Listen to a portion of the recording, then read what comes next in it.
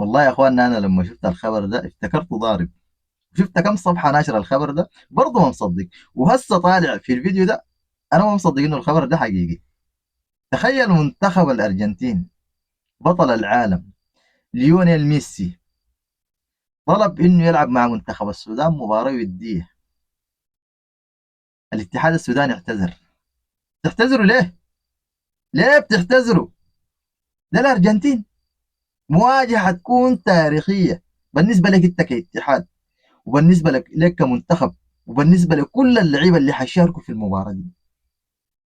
العالم كله حيعرف انه منتخب السودان لاعب مع منتخب الارجنتين. مباراه بيشاهدوها ملايين الناس. ليه بترفض؟ المنتخبات التانية بتدفع قروش، منتخبات اكبر منك. خليك انت ده تصنيفك المية وكم ما عارف، بتدفع قروش عشان انها تواجه الارجنتين. انت منتخب جاك في مكانك وطلب انه تلعب معاه مباراه وديه ترفض؟ دي مباراه كان حتكون مباراه تاريخيه.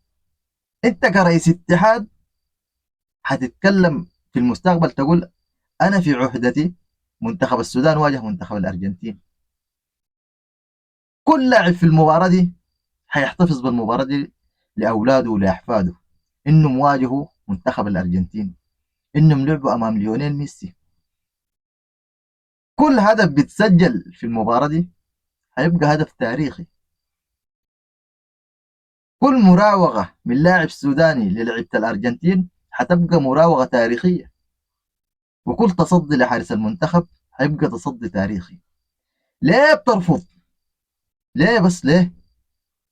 يا اخي ده زي شفت لما تكون انت فقران ومعتر ووضعك تعبان وما في زول في الدنيا دي بيعرفك غير جيرانك. يجيك رئيس معروف ومشهور وشبعان قروش، يجي يتقدم لبنتك، يجيك في بيتكم يدق لك بابك، يا اخي اسمع انا داير يد بنتك دي. تقول له بنتي دايره تقرا. تقرا شنو عليك الله؟